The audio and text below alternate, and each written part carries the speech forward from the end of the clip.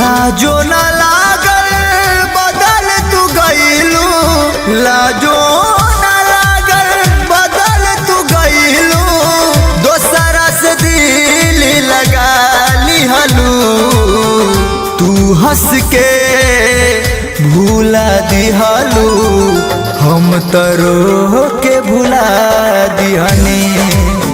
तू हंस के भूला दिहलू, हम तरो के भुला दिहनी।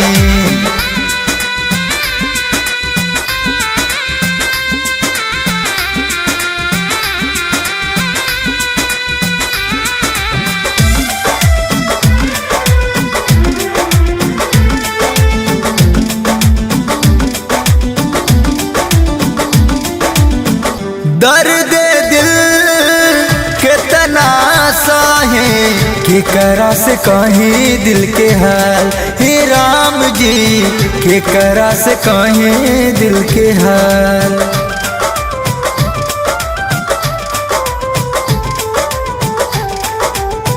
दर्द दिल कितना साहे केकरा से कहीं दिल के हाल, हे राम जी केकरा से कहीं दिल के हाल।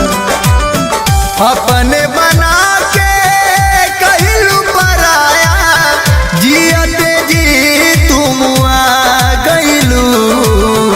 तू हंस के भूला दिहलू, हम तरो के भुला दिहनी। तू हंस के भूला दिहलू, हम तरो के भुला दिहनी।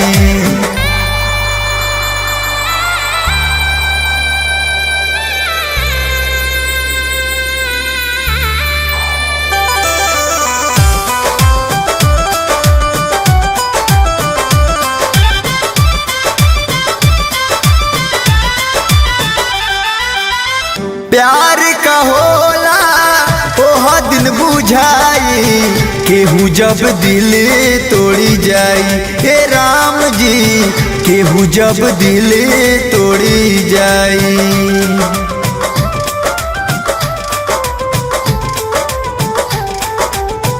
प्यार का होला ओह दिन बुझाई, केहू जब दिल तोड़ी जाई, हे राम जी केहू जब दिल तोड़ी जाई।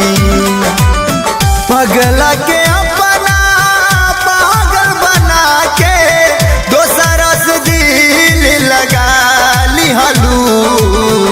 तू हंस के भूला दिहलू, हम तरो के भुला दिहनी।